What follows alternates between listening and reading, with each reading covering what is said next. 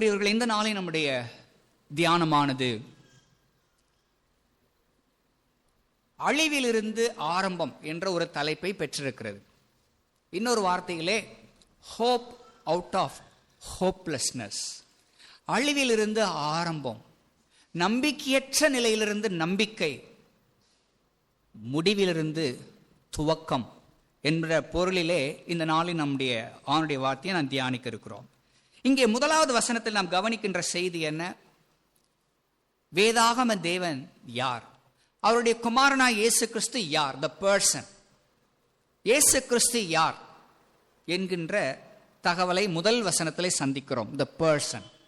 அடுத்து 2வது வசனம் முதல் 5வது வசனம் வரை we come to know about his personality. அவர் எப்படிப்பட்டவர், அவருடைய வாழ்க்கை, அவருடைய போதனை, அவருடைய செயல்கள் எப்படிப்பட்டதாக இருக்கும் என்பதை பற்றின தகவலை 2வது வசனம் முதல் 5வது வசனம் வரை நாம் அறிய முடியும். his personality.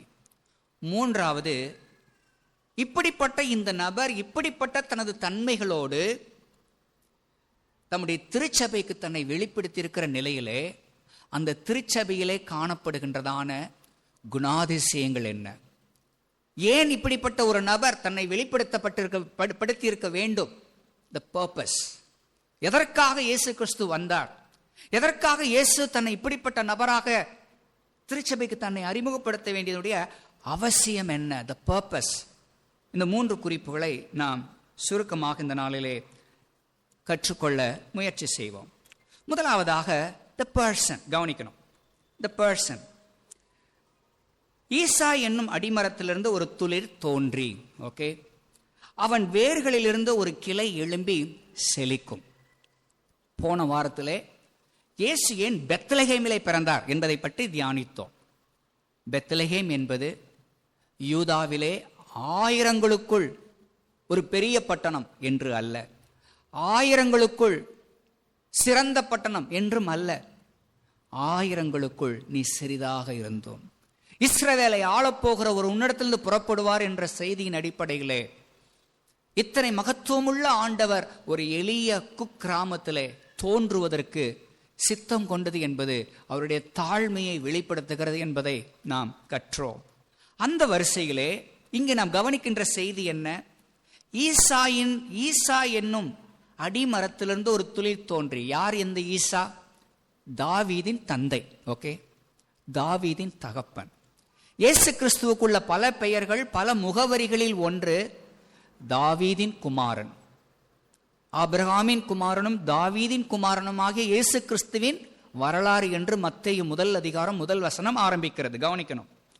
இங்கே இயேசு கிறிஸ்து தன்னை தாவீதின் அடிமரத்திலிருந்து ஒரு துளிர் தோன்றி என்று கூட அவர் தன்னை அறிமுகப்படுத்தவில்லை.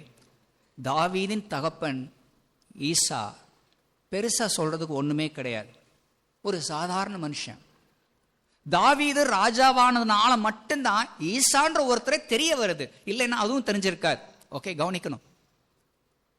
இப்படி தாவீதின் தந்தையாகிய ஈசா ஒரு சாதாரண அடிப்படையான வாழ்க்கை வாழ்ந்த ஒருவன். அப்படிப்பட்ட ஒருவனை இங்கே ஆண்டவர் ஞாபகப்படுத்தி ஈசா என்னும் அடிமரத்திலிருந்து ஒரு துளிர் தோன்றி அவன் வேர்களிலிருந்து ஒரு கிளை எழும்பி செழிக்கும். அடிமரத்திலிருந்து ஒரு துளிர் தோன்றி வேர்களிலிருந்து ஒரு கிளை எழும்பி செழிக்கும் அப்படின்ற லாங்குவேஜ் இன்னைக்கு நம்ம வாசிக்கும் போது நமக்கு கொஞ்சம் இது வித்தியாசமா இருக்கலாம். ஆனால் அன்றைக்கு வாழ்ந்த தேவனுடைய பிள்ளைகளுடைய அர்த்தம் என்னவென்று தெரியும். காரணம், அதற்கு முன்புள்ள வசனங்களை ஏற்கனவே வாசிச்சோம். அங்கே மரங்கள் வெட்டப்பட்டிருக்கிறது. உயர ஓங்கி வளர்ந்த மரங்கள் தரைமட்டமாக வெட்டப்பட்டிருக்கிறது. ஆகவே வெட்டப்பட்ட, முற்றிலும் அழிக்கப்பட்ட, சொல்றதுக்கு ஒண்ணுமே இல்லை என்ற நிலையில் இருக்கின்ற ஒரு ஜனங்களின் மத்தியிலிருந்து ஈசாயின் அடிமரத்திலிருந்து ஒரு துளிர் தோன்றியது. அவன் வேர்களிலிருந்து ஒரு கிளை எழும்பி செழிக்கும் என்பது எதை குறிப்பிடுகிறது?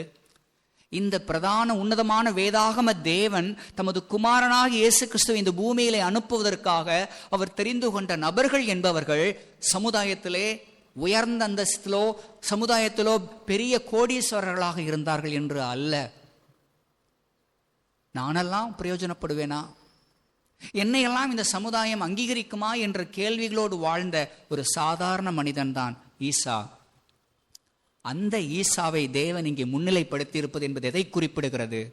தேவனுடைய பிள்ளைகளாகி நாம் இந்த பூமியிலே வாழ்கின்ற நிலையிலே, இந்த உலகத்தில் வாழ்கின்ற எண்ணற்ற ஜனங்களை பார்க்கல நாம் ஏழைகளாய், எளியவர்களாய், சிறுமைப்பட்டவர்களாய், அமைதலாக வாழக்கூடியவர்களாக இருந்தாலும் இந்த வேதாகம தேவன் நம்முடைய தேவனாகவே தன்னை அறிமுகப்படுத்த அவர் சித்தம் கொண்டிருக்கிறார். இந்த முதல் வசனத்தில் நாம் அறிய வருகிற நம்முடைய ஆண்டவரை பற்றி என்ன அறிய வருகிறோம்? We come to know the humanity of Jesus Christ. இயேசு கிறிஸ்து அவர் தேவனுடைய குமாரனாக இருந்தாலும் அவர் தன்னை மனுஷகுமாரனாக இந்த பூமியிலே மனிதர்களில் ஒருவராக, பிள்ளைகள் மாம்சத்தையும் இரத்தத்தையும் உடையவர்களாக இருப்பதினால் அவரும் தன்னை மாம்சத்திலே வெளிப்படுத்தினார் என்கின்ற வகையில்தான் ஈசா என்னும் அடிமரத்திலே தோன்றுகிற ஒரு துளிரை போல, அவன் வேர்களிலிருந்து எழும்புகின்ற ஒரு கிளையைப் போல ஆண்டவராகிய இயேசு கிறிஸ்து இந்த பூமியிலே தோன்றுவார் என்பது சொல்லப்பட்டது. அந்த வரிசையில் தான் யோவான் 1 அதிகாரத்திலே நாம் அறிகின்ற செய்தி, ஆதியிலே வார்த்தை இருந்தது, அந்த வார்த்தை தேவனிடத்தில் இருந்தது, அந்த வார்த்தை தேவனாய் இருந்தது, அந்த வார்த்தை மாம்சமாகி, அந்த வார்த்தை மாம்சமாகி பரிசுத்த ஆவியானவரால் நமக்குள்ளே வாசம் பண்ணினார். எப்படி ஒரு மரத்திலே ஒரு கிளை வெட்டப்பட்ட தரையோடு தரையாக இருக்கின்ற அந்த தரையிலிருந்து ஒரு கிளை முளைப்பதை போல், எதிர்காலம் இல்லை, நம்பிக்கை இல்லை, நம்மால் ஒன்று செய்ய முடியாது என்ற ஒரு தருணத்தில் இருக்கின்ற அவர்களுக்கு ஒரு புதிய ஆரம்பத்தை தேவன் அறிமுகப்படுத்துவது போல், தேவனுடைய பிள்ளைகளாகிய நம்மில் பலருக்கு நாம் சந்திக்கின்ற சவால்கள், நமக்கு முன்னே இருக்கக்கூடிய எதிர்கால குறித்த கேள்விகள் நமக்கு நம்பிக்கை இல்லை என்ற ஒரு நிலையை காண்பித்தாலும் நமது தேவனால் அவைகளை மாற்றி முடிவுகளை அவரால் ஆரம்பமாக மாற்ற முடியும் என்கின்ற ஒரு அற்புதமான நம்பிக்கையை இந்த திருவசனம் நமக்கு அறிய தருவதை நாம் பார்க்க முடியும். இங்கே நாம் கவனிக்கின்ற இந்த செய்தியிலே முதலாவது நாம் அறிய வருகிற செய்தி, நமது ஆண்டவராகிய இயேசு கிறிஸ்து மற்ற தெய்வங்களைப் போல அல்ல. மற்ற தெய்வ நம்பிக்கைகள் தான் சாமியை திருமணம் பண்ணிக்கும், பிள்ளைகளை பெற்றுக்கொள்ளும். ஆனால் கிறிஸ்தவ நம்பிக்கையில் அப்படி அல்ல.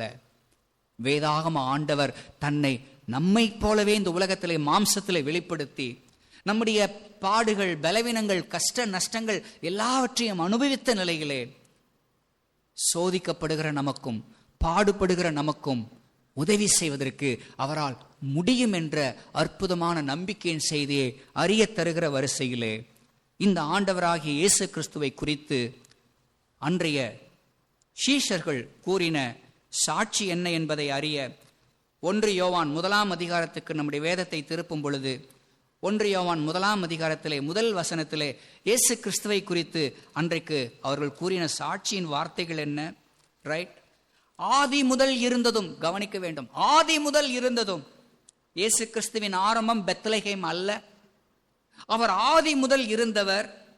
நாங்கள் கேட்டதும், எங்கள் கண்களினால் கண்டதும், நாங்கள் நோக்கி பார்த்ததும், எங்கள் கைகளினால் தொட்டதுமாயிருக்கின்ற ஜீவ வார்த்தையை குறித்து உங்களுக்கு அறிவிக்கின்றோம். ஆண்டவராக இயேசு கிறிஸ்துவை குறித்த அறிமுகத்தை யோவான் இங்கே சொல்லும் பொழுது, இயேசு என்னதான் 2000 வருஷங்களுக்கு முன்பாக பெத்லகேமிலே பிறந்தாலும் அவருடைய ஆரம்பம் என்பது பெத்லகேம் அல்ல, மாறாக அவர் ஆதி முதல் இருந்தவர். ஆதி முதல் இருந்த அவர் தேவன் குறிப்பிட்ட காலகட்டத்தில் 2000 வருஷத்துக்கு முன்பு இந்த பூமியில பிறந்தார். அப்படி பிறந்த அவரை அவர் பேச நாங்கள் கேட்டோம். அவரை எங்களுடைய கண்களால் பார்த்தோம். நாங்கள் அவரை நோக்கி பார்த்தோம். எங்கள் கைகளால் தொட்டோம். எங்கள் கைகளால் அவரை தொட்டோம். ஓகே, இன்றைக்கும் நம்முடைய உறவினர்கள், கிறிஸ்தவர் அல்லாத உறவினர்கள், அவ்வப்போது நாம் கேள்விப்படுகிற செய்தி, திருப்பதி கோயிலுக்கு போறாங்க, நாள் கணக்கில் மணிக்கணக்கில் காத்திருக்க வேண்டும். ஒரு நொடி அல்லது சில நொடிகள் மட்டும்தான் அந்த தரிசனத்தை பார்க்க முடியும். அதற்காக மணிக்கணக்கில் காத்திருக்கிற ஜனங்கள் தூரத்திலிருந்து அந்த சிலையை பார்ப்பதற்கின்ற நிலையிலே பரிதாபமான நிலையில் இருக்கும் பொழுது, இங்கே யோவான் சொல்லுகிற நம்பிக்கை என்ன?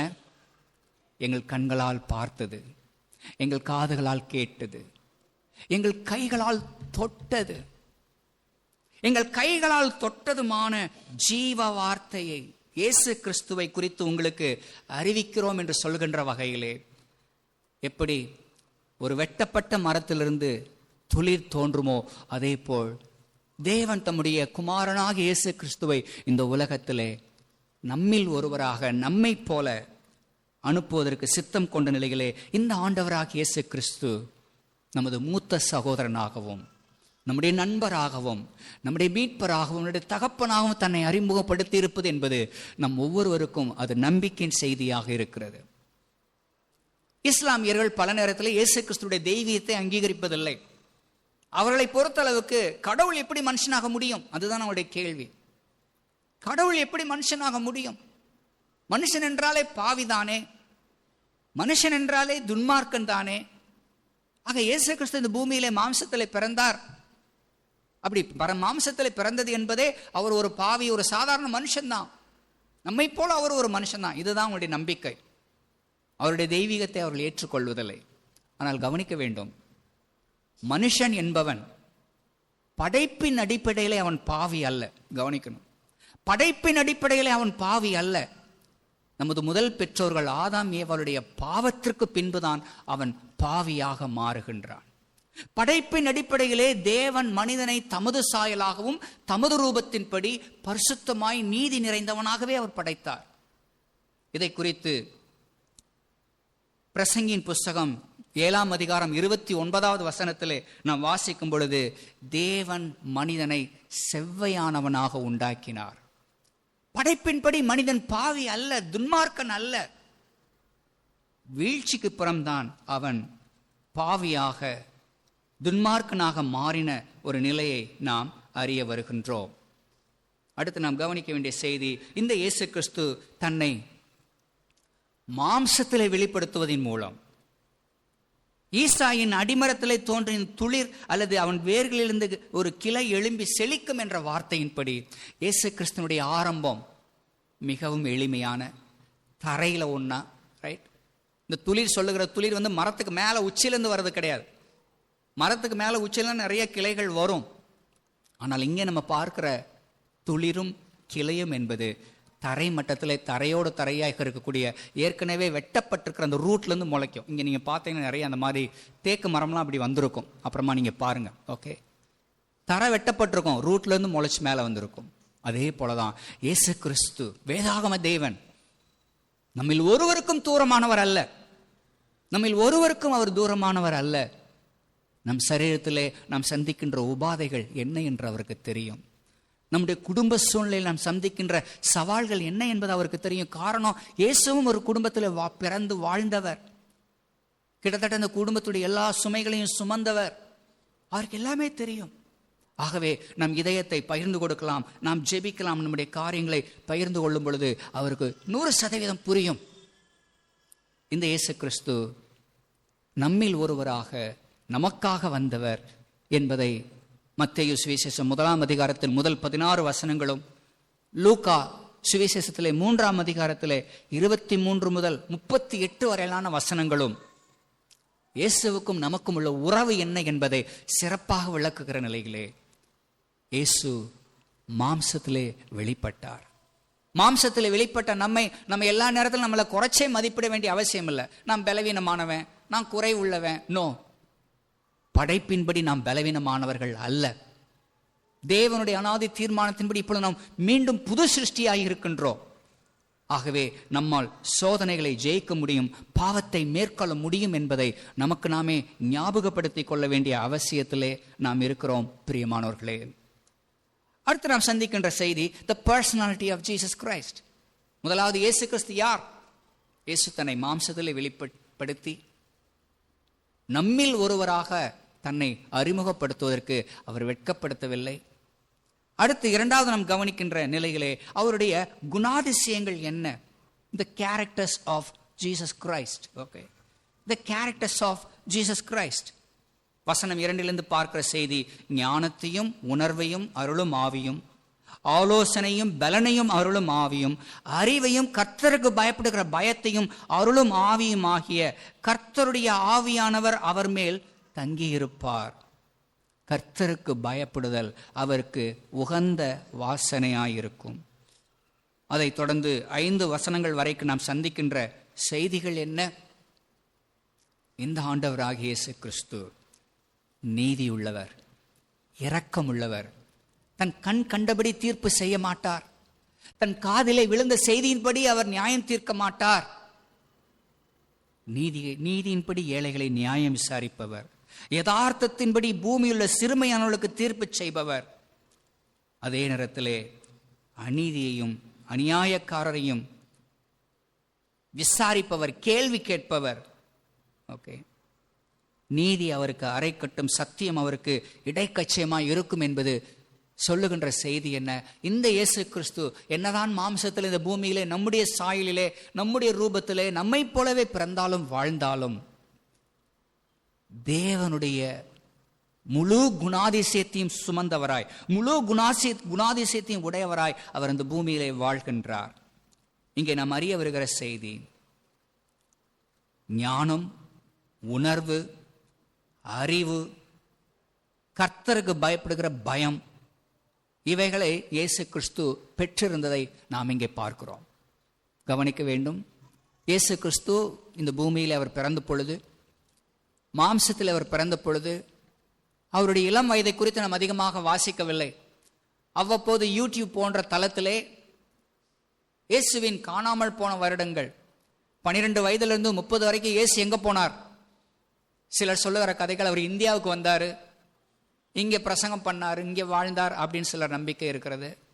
வேறு சிலர் இயேசு கிறிஸ்து சிலுவையில் மரிக்கல, முக்கியமாக இஸ்லாமியர்கள் கூறக்கூடியது, இயேசு சிலுவையில் மரிக்கல, அவருடைய சீஷர்கள் அவரை பத்திரமா இறக்கி காயங்களெல்லாம் ஆற்றி மறுபடியும் மறைவாக அவரை கொண்டு போய் விட்டாங்க, அவர் இந்தியாவுக்கு வந்தார் அப்படின்ற ஒரு செய்தி நிலவுகிறத நம்ம கவனிக்கலாம்.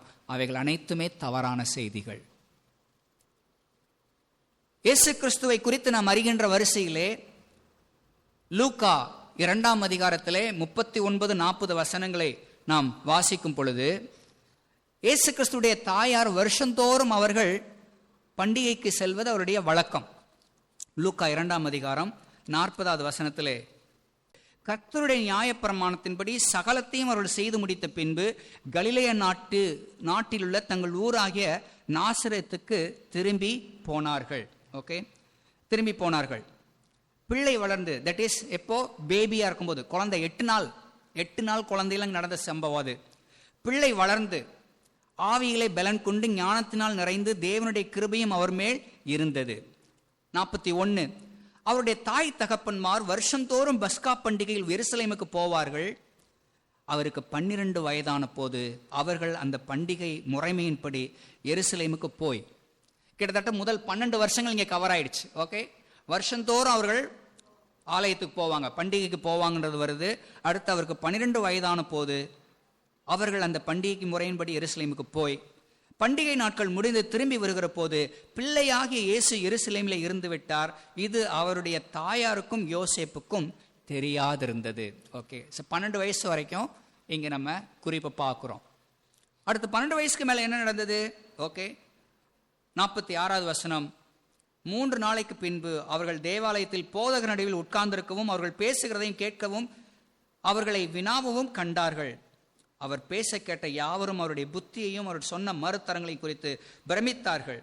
இப்பொழுது தாய் தகப்பன்மார், 48வது வசனம், தாய் தகப்பன்மார் அவரை கண்டு ஆச்சரியப்பட்டார்கள். அப்பொழுது அவருடைய தாயார் அவரை நோக்கி, மகனே, ஏன் எங்களுக்கு இப்படி செய்தாய்? இதோ உன் தகப்பனும் நானும் விசாரத்தோടെ உன்னை தேடினோமே என்றாள். அதற்கு இயேசு, நீங்கள் ஏன் என்னை தேடினீர்கள்? என் பிதாவுக்கு அடுத்தவைகள் நான் இருக்க வேண்டியது என்று உங்களுக்கு தெரியாதா? நீங்கள் அறியீர்களா என்றார். தங்களுக்கு அவர் சொன்ன வார்த்தையை அவர்கள் உணர்ந்து கொள்ளவில்லை. பின்பு அவர் அவருடனே கூட போய் நாசரேத்தூரில் சேர்ந்து அவர்களுக்கு கீழ்ப்படிந்திருந்தார்.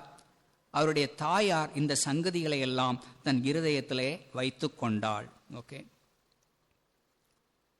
சோ இயேசு கிறிஸ்து 12 வயசுல நடந்தது. மீண்டும் வீட்டுக்கு போனார். வீட்டுக்கு போய் என்ன செய்கிறார்? தன் தாய் தகப்பன்மாருக்கு என்ன செய்திருந்தார்? அவர் அடங்கி நடந்தார், கீழ்ப்படிந்திருந்தார். ஓகே, தன் தாய் தகப்பன்மாரோடு சேர்ந்து கீழ்ப்படிந்திருந்தார் என்று வாசிக்கிறோம். தட் மீன்ஸ் அன்றைய நாட்களில் வாழ்கின்ற வாழ்க்கையின்படி 30 வயசு வரைக்கும் ஒவ்வொரு ஆண்மகனும் தன் வீட்டிலே செய்ய வேண்டிய வேலைகளை செய்யணும், கடமைகளை செய்ய வேண்டும் என்பது அன்றைய வழக்கம். 30 வயசுக்கு அப்புறம் தான் இயேசு கிறிஸ்து தன் ஊழியத்தை ஆரம்பிக்கிறார். 30 வயசுக்கு அப்புறம் ஊழியத்தை ஆரம்பிக்கும் பொழுது அங்க உள்ளவர்களுக்கு எல்லாருக்குமே தெரியுது, நாசரேத்து ஊர்ல உள்ள எல்லாருக்குமே இயேசுவை பற்றி தெரியுது. இவன் தச்சன் அல்லவா அப்படின்னா என்ன அர்த்தம்? அவர் செஞ்ச வேலை என்னன்றது தெரியுது. இவன் யோசேப்பின் குமாரன் அல்லவா, சரீரப்பிரகமாக வளர்த்தவருடைய தந்தையின் பெயர் தெரிகிறது.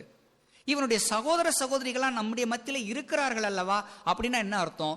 30 வயசு வரைக்கும் அவர் அங்கதான் குப்பை கொட்டிட்டு இருந்தார். மேபி இன்னைக்கு சொல்ற லாங்குவேஜ்ல சொல்லணும்னா, ரைட்? 30 வயசு வரைக்கும் இயேசு அங்கதான் வாழ்ந்துட்டு, அதனால ஊர்ல உள்ள எல்லாருக்குமே தெரிகிறது. இவனுக்கு எப்படி இந்த ஞானம் வந்தது? எல்லாரும் ஆச்சரியப்படுகிற நிலையிலே இயேசுவின் வாழ்க்கை அங்கே இருந்தது. இயேசு கிறிஸ்துவை குறித்து இங்கே நாம் அறிய வருகிற செய்தி என்ன? வசனம் 52. இயேசுவானவர், சில்ட்ரன் கவனிங்க, எல்லாரும் கவனிங்க முக்கியமா.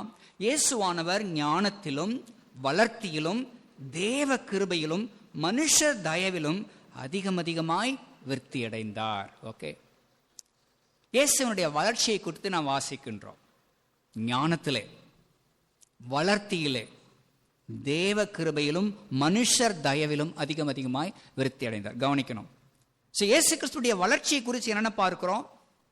Internal growth. ஓகே, உள்ளான வளர்ச்சி, அறிவு கூர்மை, புத்தி, ஞானம், இவைகளிலே இயேசு வளர்ந்தார் என்பதை அறியும் பொழுது, சில்ட்ரன், ஆண்டவருடைய தயவினால் கிருபையினால் நீங்கள் பள்ளிக்கு போகின்ற வாய்ப்பு உங்களுக்கு கொடுக்கப்பட்டிருக்கிறது. இதனுடைய நோக்கம் என்ன? நீங்கள் உங்கள் புத்தியிலே வளர வேண்டும், உங்கள் அறிவிலே வளர வேண்டும், ஞானத்திலே பெருக வேண்டும் என்பதுதான் எதிர்பார்ப்பு. அதற்காகத்தான் நீங்கள் பள்ளிக்கு செல்லுகிறீர்கள். ஆகவே பள்ளிக்கு செல்லக்கூடிய நீங்கள் உங்கள் படிப்பிலே கவனம் செலுத்துங்கள், அறிவை பெருக்கிக் கொள்வதிலே கவனம் செலுத்துங்கள். முக்கியமாக வாலிப வயதை அடைகின்ற பிள்ளைகள் வாலிப வயதிலே வரும் பொழுது காதல் போன்ற காரியங்களுக்கு உங்கள் நேரத்தை வீணடிக்காதிருங்கள். கல்வியை மட்டும் கற்றுக்கொள்வதற்கு உங்கள் நேரத்தை செலவிடுங்கள். படித்து முடித்து ஒரு வேலை பெற்று கை நிறைய சம்பாதிக்கும் பொழுது உங்கள் காதலை பற்றி யோசியுங்கள், கல்யாணத்தை பற்றி யோசியுங்கள். உங்கள் வாழ்க்கை அற்புதமாக இருக்கும். இயேசு கிறிஸ்து ஞானத்திலே, அறிவிலே, புத்தியிலே வளர்ந்தார். அதற்கு படிப்பு ஒரு காரணம். நம்ம ஒரு பழைய கால கிறிஸ்தவ பாடல் நம்ம பாட கேட்போம். ஓகே, இயேசு கிறிஸ்து 6 வயதிலே ஆரம்ப பள்ளியில் கல்வி பயின்றாரே அப்படின்னு அந்த பாட்டு வரும். அது ஒரு தவறான கருத்து, அது உண்மை அல்ல. ஓகே, அந்த பாட்டில் பல தப்புகள் இருக்கு. ஆகமங்கள் 56 ஐயம் தீர உணர்ந்தார் அப்படின்னு. ஒரு ஆகமங்கள் 56 கிடையாது, ஆகமங்கள் 5 தான், ரைட்? அதில் நிறைய தவறுகள் இருக்கு. Maybe I should address that sometime. Okay, ஆரம்ப பள்ளியில் கல்வி பயின்றாரே கிடையாது, வீட்டில் தான் அவர் கல்வி பயின்றார். அந்த நாட்களில் பள்ளிக்கூடம்லாம் கிடையாது, பெற்றோர்கள் தான் ஆசிரியர்கள், பெற்றோர்கள் தான் எல்லாத்தையும் பிள்ளைகளுக்கு கற்றுக் கொடுப்பார்கள். ஆகவே இயேசு கிறிஸ்துடைய வாழ்விலே அவர் சரீரப்பிரகாரமான அறிவுபூர்வமான வளர்ச்சியிலே வளர்ந்தன்ற வரிசை வரும்பொழுது படிப்பிலே கவனம் செலுத்துங்கள். ஸ்டடி டைம், கவனமா படிங்க. ஆலயத்துக்கு வரும்போது மறக்காம உங்க வேத புஸ்தகத்தை கொண்டு வாருங்கள். அவனுடைய வார்த்தையை கற்றுக்கொள்ள முயற்சி செய்யுங்கள். அடுத்து பார்ப்பது வளர்த்தி. Okay, physical growth. ஓகே, இது ஸ்டேச்சர் ஆங்கிலத்திலே. Physical growth. ஓகே, சரீரப்பிரகாரமான வளர்ச்சி. விளையாட வேண்டிய நேரத்தில் விளையாடுங்கள், வேலை செய்ய வேண்டிய நேரத்தில் வேலை செய்யுங்கள். ஏமாத்தம் நினைக்காதீங்க, அது உங்களுக்கு ஆசீர்வாதம் அல்ல. வேலை செய்வது உங்களை உருவாக்கும். அறிவு மட்டும் பெருகிட்டு நீ சீக்காளியா இருந்தேன்னா என்ன பிரயோஜனம்? அறிவும் அவசியம், ஆளும் வளரணும், அறிவும் வளரணும். அதுதான் தான் வளர்ச்சி. ஓகே, அறிவும் வளரணும், ஆளும் வளரணும். ஸோ உங்களுக்கு வேலை வாய்ப்புகள் கொடுக்கும் பொழுது, சின்ன சின்ன பணிகள் செய்கின்ற பொழுது உங்களுடைய இதயத்தை போட்டு உடலை வருத்தி வேலை செய்யுங்கள். உங்கள் உடல் உறுதியாகும், அது உங்களுக்கு ஆரோக்கியமான வாழ்க்கை கொடுக்கும். இயேசுவினுடைய வாழ்க்கை அப்படிதான் இருந்தது. அவர் ஞானத்திலும் வளர்த்தியிலும், பிசிக்கல் growth, தேவ கிருபை. தேவ கிருபை பிரச்சனை கிடையாது.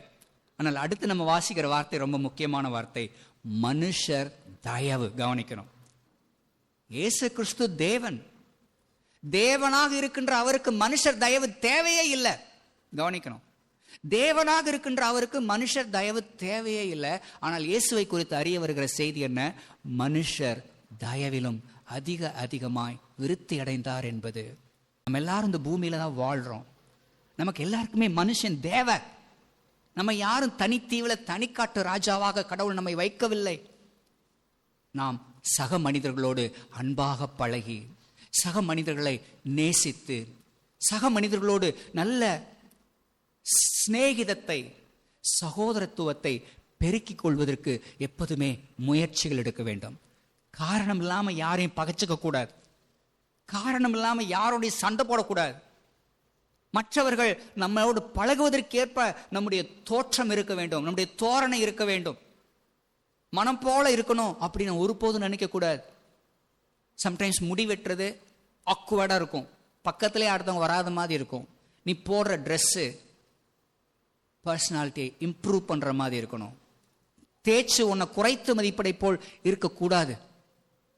இயேசுவானவர் மனுஷர் தயவிலும் அதிகமாய் விருத்தி அடைந்தார் என்பது. இந்த இயேசு கிறிஸ்து தேவனாக இருக்கின்ற அதே நிலையிலே எல்லாரோடையும் அன்பு செலுத்த, எல்லாரோட ஃப்ரீயா பழகக்கூடியவராய், எல்லாருக்கும் சேவை செய்கிறவராய், எல்லாருக்கும் அன்புள்ளவராய் வாழ்கின்ற ஒரு அற்புதமான காரியத்தை நம் வேதத்திலே கற்றுக்கொள்வதன் மூலம் கவனிக்க வேண்டும். சின்ன சின்ன வருத்தங்கள் வரும்போது முகத்தை திருப்பிக்கிட்டு சண்டை போட்டு ஓடக்கூடாது. சின்ன சின்ன வருத்தங்கள் வரும்போது அட்ரஸ் பண்ணுங்க, உட்காந்து பேசுங்க, மனஸ்தாபத்தை பகிர்ந்து கொள்ளுங்க. மனுஷருடைய தயவு ஒருவருக்கு ஒருவர் அவசியம். நாம் மரிக்கும் பொழுது நாம நடந்து சுடுகாட்டுக்கு போக போறது கிடையாது, நாம நடந்து கல்லறைக்கு போக போறது கிடையாது. குறைந்தது 4 பேர் வேணும், மறக்கவே கூடாது. அடுத்து நாம் கவனிக்க வேண்டிய செய்தி இங்கே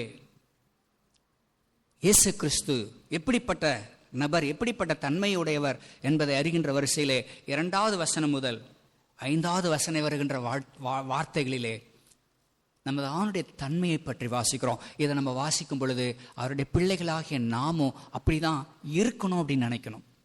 ஆண்டவரை போல, இயேசுவை போல. ஓகே, நீதியின்படி நியாயம் விசாரிக்க வேண்டும், யதார்த்தத்தின்படி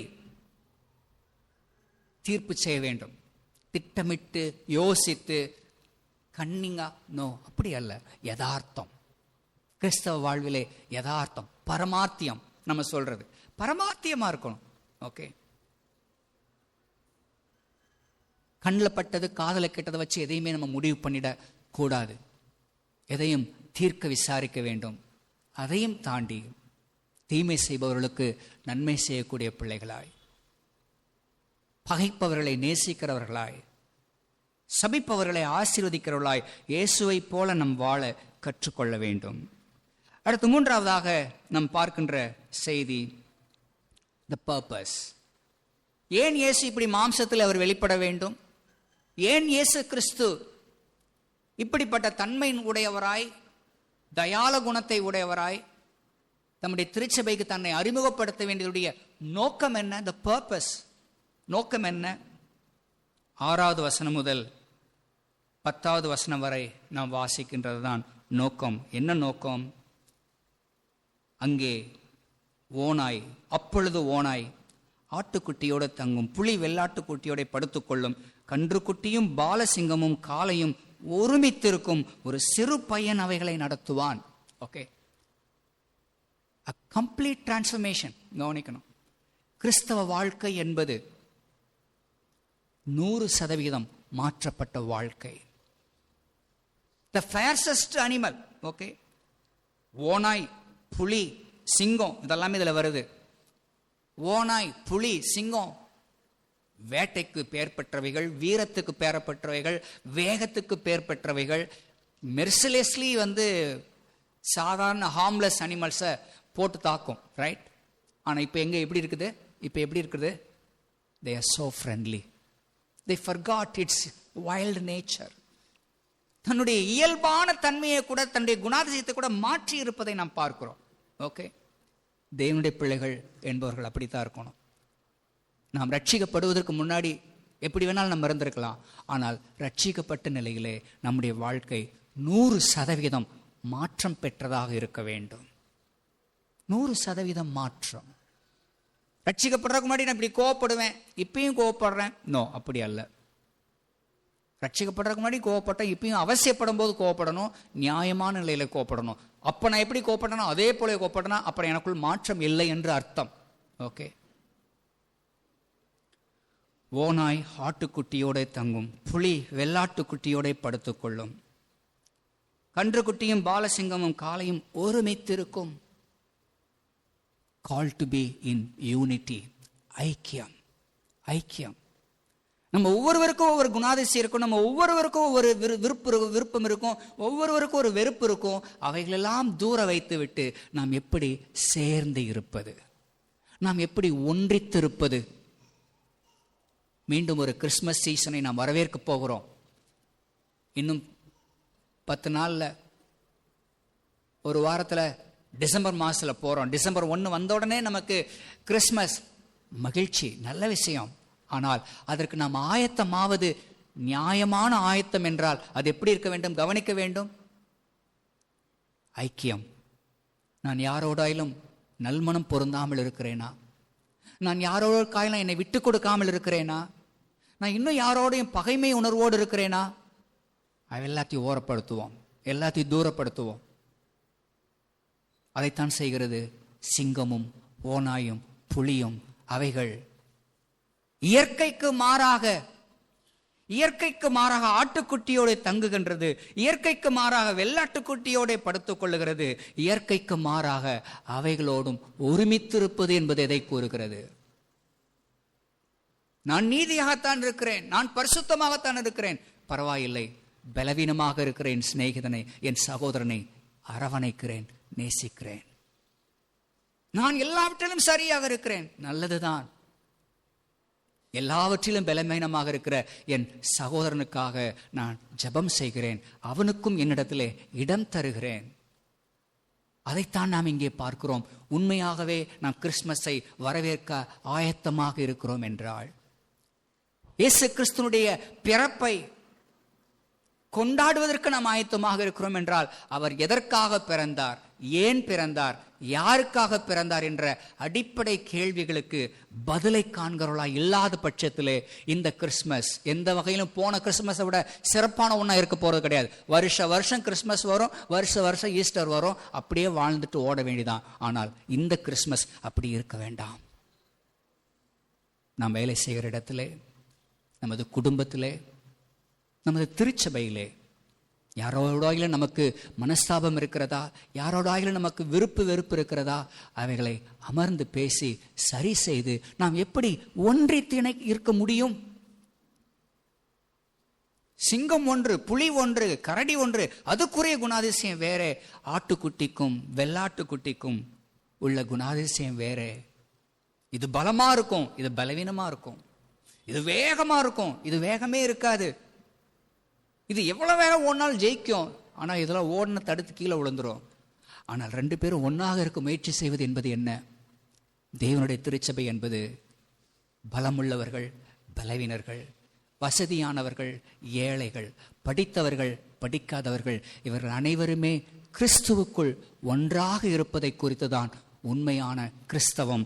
அதை வெளிப்படுத்துகிற வகையில்தான் இயேசு கிறிஸ்து இந்த பூமிக்கு வந்தார்.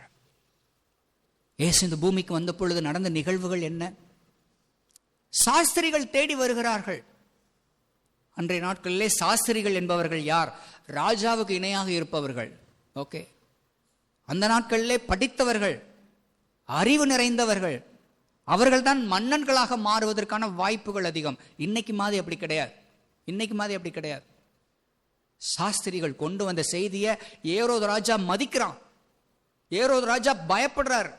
ஏரோது ராஜா உடனே புஸ்தகத்தில் பாருங்கன்னு தேட சொல்றார். காரணம், சாஸ்திரிகள் சாதாரணமான ஆட்கள் அல்ல, அறிவு பெருத்தவர்கள், படித்தவர்கள், அரசர்கள் என்ற நிலையிலே பார்க்கக்கூடியவர்கள், அடுத்த அரசர்களுடைய கேண்டிடேட்ஸ் அவங்க தான். அப்படிப்பட்டவங்க தேடி வந்த பொழுதுதான் ஏரோது ராஜாவால் அதை லைட்டா எடுத்துக்கொள்ள முடியல, கேஷுவலா எடுத்துக்கொள்ள முடியாது. அப்படியே அப்பெல்லாம் ஒன்று நடக்கலப்பா, வீட்டை ஊருக்கு திரும்பி போங்கலாம் சொல்லவே இல்லை. மாறாக ஆசாரியர்களை அழைத்து கண்டுபிடியுங்கள், புஸ்தகங்களை தேடி வாசியுங்கள் என்று கட்டளை எடுக்கிறார். பயப்படுகிறார். ஆக இயேசு பிறந்த பொழுது நடந்த நிகழ்வு என்ன? சாஸ்திரிகள், அறிவிப்பெருத்தவர்கள், பணக்காரர்கள் பொன்னையும் வெள்ளையும் வெள்ளை போலத்தையும் காணிக்கையாக கொண்டு வருகின்ற சாஸ்திரிகள், அதே நேரத்தில் கையில் ஒன்றும் கொண்டு வரதுக்கு ஒன்றும் கிடையாது, தங்களையே காணிக்கையாக கொடுத்த மேய்ப்பர்கள், 2 பேருடைய சங்கமம் தான் இயேசு கிறிஸ்துவின் பிறப்பு என்பது. நாம் உண்மையாகவே கிறிஸ்துமஸை வரவேற்க ஆயத்தமாக இருக்கிறோமே என்றால், இன்றைக்கு நம்முடைய ஆலயத்திலே பல சேர்ஸ் எம்டியாக இருக்குது. அந்த சேரில் உட்கார்ந்துருந்த ஆட்கள் இருந்தாங்க, இன்னைக்கு அவங்க இல்லை. ஃபோன் போட்டு கேட்போம், எப்படி இருக்கீங்க, உடம்புக்கு எது பிரச்சனையா, ஏதாவது மனஸ்தாபமா, பல மாதங்கள் வரவில்லையே, எதுவாக இருந்தாலும் பரவாயில்லை வாருங்கள், எதுவாக இருந்தாலும் பரவாயில்லை, ஒன்றிணைவோம், ஒன்று சேர்வோம், சேர்ந்து உட்காருவோம், சேர்ந்து ஜெபிப்போம், சேர்ந்து ஆண்டவருடைய வார்த்தையை கற்றுக்கொள்வோம், சேர்ந்து கனி கொடுப்போம். அவைகளுக்கு நாம் ஆயத்தமாக இல்லை என்றால் இந்த கிறிஸ்மஸ் எந்த வகையிலும் வித்தியாசமான கிறிஸ்மஸாக இருக்க போறதெல்லாம் கிடையவே கிடையாது. The purpose of Christ coming. இயேசு எதற்காக வந்தார்? ஒற்றுமை, ஒருமித்திருக்கும், அவைகளுடைய தனித்தன்மையை, குணாதிசயங்களை தூக்கி எறிந்துவிட்டு ஒற்றுமையாக இருக்கும். இயேசு நமக்கு இறங்கவில்லையா? நம் பாவத்தை அவர் மறக்கவில்லையா? மன்னிக்கவில்லையா? கோபத்துக்கு பதிலாக அன்பை அவர் காட்டவில்லையா? நாமும் அவரை போலவே இருக்க வேண்டும் என்பதை கற்றுக்கொள்கிற வரிசையில் நான் இங்கே நான் வாசிக்கின்ற அற்புதமான வசனங்கள். பசுவும் கரடியும் கூடி மேயும், அவைகளின் குட்டிகள் ஒருமித்து படுத்துக் கொள்ளும், சிங்கம் மாட்டை போல் வைக்கோல் தின்னும். சிங்கம் மாட்டை போல் வைக்கோல் தின்னும். வைக்கோல் தின்னு எனக்கு பழக்கமே கிடையாதுப்பா. சிங்கத்துக்கு வைக்கோல் தின்னு பழக்கமே கிடையாது. புலிக்கு பசி எடுத்தாலும் புல்லை தின்னாது. சிங்கத்துக்கு வைக்கோல் சாப்பிட்டு பழக்கமே கிடையாது. ஆனால் because of my friendship with this cow, I am willing to eat what the cow eats. என்ன அற்புதமான ஒரு மாற்றம். பல விஷயங்கள் நமக்கு பழக்கம் இல்லை, பிடிக்கல. ஆனாலும் என் சிநேகிதனுக்காக, சக விசுவாசிக்காக நான் என்னுடைய ப்ரிஃபரன்சஸை நான் மாற்றிக்கொள்ளுகிறேன், விட்டு கொடுக்கிறேன். சிங்கம் மாட்டை போல் வைக்கோல் தின்னும். அக்கா வைக்கோல் தின்னுது அப்படின்னு அர்த்தம் கிடையாது. அது அர்த்தம் கிடையாது. மாற்றப்பட்ட வாழ்க்கை, என் பேச்சு, என் செயல், என் தோற்றம், என்னுடைய பாவனை, என் அணுகுமுறை, இவைகள் எல்லாவற்றிலும் மாற்றம் காண்பிப்பதே உண்மையான கிறிஸ்தவத்திற்கு, உண்மையான கிறிஸ்துமஸுடைய பிறப்பிற்கு நாம் நம்மை ஆயத்தப்படுத்திக் கொள்கிறோம் என்று அர்த்தம். பால் குடிக்கும் குழந்தை விரியன் பாம்பு வலையின் மேல் விளையாடும், பால் மறந்த பிள்ளை கட்டு விரியன் புற்றிலை தன் கையை வைக்கும். என் பரிசுத்த பர்வதம் எங்கும், கவனிக்கணும், என் பரிசுத்த பர்வதம் எங்கும் தீங்கு செய்வாரும் இல்லை, கேடு செய்வாரும் இல்லை. சமுத்திரம் ஜலத்தினால் நிறைந்திருக்கிறது போல் பூமி கர்த்தரை அறிகிற அறிவினால் நிறைந்திருக்கும். என் பரிசுத்த பர்வதம் எங்கும், அது என்ன? திருச்சபை. என் திருச்சபையிலே அங்கமாக இருக்கின்ற தேவனுடைய பிள்ளைகள் யாருக்கும் எந்த தீமையை செய்ய மாட்டாங்க, செய்யக்கூடாது. யாருக்கும் எந்த அவப்பேர் வர்ற மாதிரி எதையும் பேசக்கூடாது. என் பரிசுத்த பர்வதம் எங்கும் தீங்கு செய்வாரில்லை, கேடு செய்வாரும் இல்லை. சமுத்திரம் ஜலத்தினால் நிறைந்திருக்கிறது போல் பூமி கர்த்தரை அறிவினால் நிறைந்திருக்கும். எப்படி இந்த பூமி கர்த்தரை அறிகிற அறிவினால் நிறைந்திருக்கும்? எப்படி நிறைந்திருக்கும்? நான் மட்டும் ஞாயிற்றுக்கிழமை வருவேன், சர்ச்சில் உட்காருவேன், பிரசங்கம் கேட்பேன், வீட்டுக்கு போயிடுவேன், அப்படியே வீட்டு அளவில் பைபிள் வாசிப்பேன், ஜெபம் பண்ணுவேன், அப்புறம் அடுத்த ஞாயிற்றுக்கிழமை சர்ச்சுக்கு வருவேன், பிரசங்கம் கேட்பேன், வீட்டுக்கு போவேன், வாரமெல்லாம் பைபிள் வாசிப்பேன், ஜெபம் பண்ணிப்பேன். இந்த பூமி கர்த்தரை அறிகிற அறிவினால் வளருமா? ஒருபோதும் வளராது. கர்த்தரை அறிகிற அறிவினால் இந்த பூமி நிறைந்திருப்பதும் என்பது என்ன? இன்னும் ரட்சிக்கப்படாத என் பெற்றோர்கள், இன்னும் ரட்சிக்கப்படாத என் உறவினர்கள், நண்பர்கள், சகோதரர்கள் ஏதாயிலும் ஒரு வகையிலே இந்த ஆண்டவரை பற்றி அறிவிப்பதற்கு நான் என்னென்ன முயற்சி செய்ய முடியுமோ நான் முயற்சி செய்வது. எங்கள் வீட்டுக்கு வாருங்கள், வேத பாட கூட்டத்தை எங்கள் வீட்டில் நடத்துங்கள். எங்கள் பெற்றோர்களும் உறவினர்களும் நண்பர்களையும் நான் அழைக்கிறேன். அவர்களும் இந்த ஆண்டுடைய வார்த்தையை தெரிந்து கொள்ளட்டும். இப்படி எடுக்கிற முயற்சினால் தான், பிரயாசத்தினால் தான் இந்த பூமி கர்த்தரை அறிகிற அறிவினால் நிறைந்திருக்க முடியும். ஒவ்வொரு வாரமும் நான் கற்றுக்கொள்ளுகின்ற சத்தியத்தை, வார்த்தைகளை யாராயிலும் ஒருத்தருக்காகிலும் நான் பகிர்ந்தளிப்பதின் மூலமாய் கொஞ்சம் கொஞ்சம் கொஞ்சமாக என்னை சுற்றி இருக்கிறவர்கள், இப்படி ஒவ்வொரு கிறிஸ்தவர்களும் பகிர்ந்து கொள்ளும் பொழுது இந்த பூமி கர்த்தரை அறிகிற அறிவினால் நிறைந்திருக்கின்ற நிலையை நோக்கி நகரும் என்பதிலே எந்த விதமான சந்தேகமும் இல்லை. பிரியமானவர்களே, இங்கே முடிவாக நாம் அறிய வருகிற செய்தி, இயேசு கிறிஸ்துவுடைய இந்த பிறப்பு, இயேசு கிறிஸ்துவோடு வெளிப்படுத்தப்பட்ட இந்த குணாதிசயங்கள், அதனால் வருகின்ற அந்த நோக்கத்தின் நிமித்தம் இங்கே நாம் அறிய வருகிற செய்தி என்ன? சமாதானம், piece. No more fights, no more bloodshed, no more hatred, no more divisions. வேறுபாடுக்கு இடமில்லை, ரத்தம் சிந்தலுக்கு இடமில்லை, வெறுப்புக்கு இடமில்லை, பிரிவினைகளுக்கு இடமில்லை. ஒற்றுமை, விட்டு கொடுத்தல், அன்பு, அறிவு, ஞானத்தை பகிர்ந்தளிப்பது, இப்படிப்பட்ட நிலைகளின் மூலமாக நாம் எதிர்நோக்குகின்ற அற்புதமான செயல் என்ன? ஆண்டவருடைய ஆசீர்வாதம், ஆண்டவருடைய சமாதானம். இயேசு கிறிஸ்துடைய சமாதானத்தை அனுபவிப்பதற்கான வழியையே நாம் இங்கே அறிய வருகின்றோம். ஈசா என்னும் அடிமரத்திலிருந்து ஒரு துளிர் தோன்றி, இது எதை காண்பிக்கிறது? முந்தைய அதிகாரத்தில் வெட்டப்பட்ட மரங்கள் என்பது பாவத்திற்காக வருகின்ற நியாயமான கான்சிக்வன்ஸ், பாவத்திற்காக வருகின்ற நியாயமான தண்டனை, கான்சிக்வன்ஸ். எப்படிப்பட்ட சூழ்நிலை சொல்லப்பட்ட வார்த்தைகள் நாம் ஏற்கனவே ஏசாயா முதல் அதிகாரத்திலே வாசித்தோம். வசனம் 3, மாடு தன் எஜமானையும் கழுதை தன் ஆண்டவனின் முன்னணையும் அறியும், இஸ்ரவேலோ அறிவில்லாமலும் என் ஜனம் உணர்வில்லாமலும் இருக்கிறது என்கிறார். ஐயோ, பாவமுள்ள ஜாதியும் அக்கிரமத்தால் பாரம் சுமந்த ஜனமும் பொல்லாதவர்களின் சந்ததியும் கேடு உண்டாக்குகின்ற புத்திரருமாய் இருக்கிறார்கள். கர்த்தரை விட்டு இஸ்ரவேலின் பரிசுத்தருக்கு கோபம் உண்டாக்கி பின்வாங்கி போனார்கள். அப்படி பின்வாங்கி போன நிலையில்தான் மரங்கள் வெட்டப்பட்டு எதிர்காலமே இல்லை என்ற ஒரு நிலையிலிருந்து ஒரு புதிய துளிர் தோன்றி இருப்பது, ஒரு புதிய கிளை எழும்பி வருவது என்பது ஒரு புதிய நம்பிக்கையும் புதிய ஆரம்பத்தையும் நமக்கு அறிய தருகின்ற வரிசையிலே நமது ஆண்டவர் நாம் எந்த நிலையில் இருந்தாலும் நம்மை ஏற்றுக்கொள்ளவும் நேசிக்கவும் பயன்படுத்தவும் போதுமானவராக இருக்கிறார். வெட்டப்பட்ட இந்த அடியோடு தரையாக இருக்கின்ற அந்த அடிமரம், ஸ்டம்ப், ஓகே, எதை குறிப்பிடுகிறது? நம்முடைய பார்வையில் சம்டைம்ஸ் இவனுக்கெல்லாம் எதிர்காலம் இல்லை அப்படி நம்ம யாரையும் நினைச்சிடவே கூடாது. யாரையும் நினைச்சிடக்கூடாது. இவங்கெல்லாம் உருப்பட மாட்டாங்க, ஒருபோதும் அப்படி நினைச்சிடக்கூடாது. தேவனால் அவருடைய வாழ்வை ஆசீர்வதிக்க முடியும், அவருடைய வாழ்வை உயர்த்த முடியும். நம்முடைய தேவன் அவருடைய தேவனாகவும் இருக்கிறார் என்பதை நாம் மறக்க கூடாது.